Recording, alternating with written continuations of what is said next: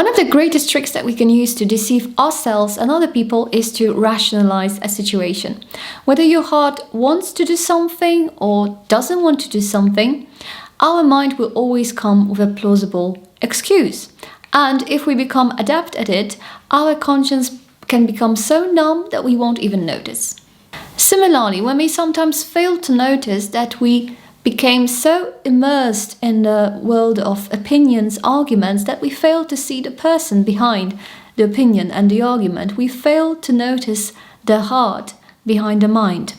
10 years ago, I was really into apologetics. I loved debating, discussing, and I really thought that a conversation is a key that opens every door. But what I failed to recognize was the complexity of the human heart that needs to be first understood, taken care of, embraced, and respected, not lectured at. Of course, the way people can experience a spiritual awakening can vary. Some people become gentle and loving over time, some have very harsh wake-up calls, but in general, these sort of experiences should direct us towards other people, towards community, towards service, and not towards self-hatred, judgment, or despair. So when I observe any discussions about religion, different beliefs, worldviews these days, I'm wondering how much of it is really directed at inviting others into the community. How much of it is about spitting anger and imposing your judgment, trying to appear self-righteous and feeling better about yourself? How much of it is about sharing your fears? How much of it is about sharing your hopes? How much of it is about sharing your own experience? And how much of it is about sharing something that you think you should experience, but you have no idea what you're talking about? This Sunday we're meditating Luke 24 verses 35 to 48. Then the two told what had happened on the way and how Jesus was recognized by them when he broke the bread. While they were still talking about this, Jesus himself stood among them and said to them, "Peace be with you." They were startled and frightened, thinking they saw a ghost. He said to them, "Why are you troubled, and why do doubts rise in your minds? Look at my hands and my feet. It is I myself. Touch me and see. A ghost does not have flesh and bones, as you see I have." When he had said this, he showed them his hands and feet.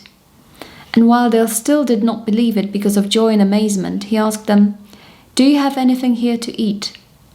They gave him a piece of broiled fish, and he took it and ate it in their presence. He said to them, "This is what I told you while I was still with you. Everything must be fulfilled that is written about me in the law of Moses, the prophets, and the Psalms." Then he opened their minds so they could understand the scriptures. He told them, "This is what is written. The Messiah will suffer and rise from the dead on the third day, and repentance for the forgiveness of sins will be preached in his name to all nations, beginning at Jerusalem. You are witnesses of these things." The preceding fragment from the Gospel of Luke is about the two disciples that are on the road to Emmaus, where they meet Jesus and recognize him by the breaking of the bread. Then they go back to Jerusalem to meet the 11, and they tell them what happened. And the 11 disciples confirm that they also had seen him. And here in this context, Jesus appears again, and again some food is involved. And generally, if you look into the Bible, there's a lot of food involved. Obviously, there is the Eucharist, but also symbols of it in the Old Testament. Then we have the multiplication of bread and fish, also a symbol of our own small contributions that then are given more significance. And also many cases when Jesus went to eat with sinners, and so on and so forth.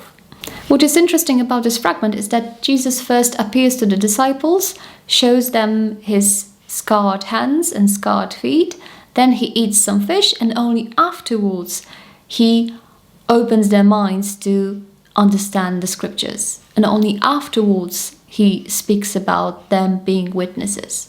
A week ago, we meditated on wounds turning into scars. This week, we have this image once again.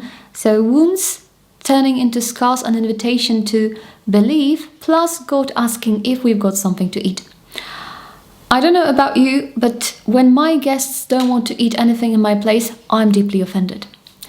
Because usually they they throw some plausible excuse like, oh, I don't want to bother you. But to me, it sounds like I don't want to be with you. Because eating together is sharing, is being together. Another important thing to notice is that Jesus didn't ask for an extraordinary meal. He wanted to eat what they had and meet them where they were. It is our human tendency to imagine God as distant and uninvolved in the trivia of our lives, when in fact it's actually more about us. Because it is our tendency to be unapproachable, to feel disconnected, to look for some pie in the sky, instead of noticing God, who is not a concept to argue about, but a reality that wants to be with us. And that being doesn't require that you go get some champagne and lobsters. It only asks that you open the fridge and share whatever you have inside, even if it's only the light. So this culinary meditation will take place this Sunday, 10 p.m. Central European Time. Bye-bye.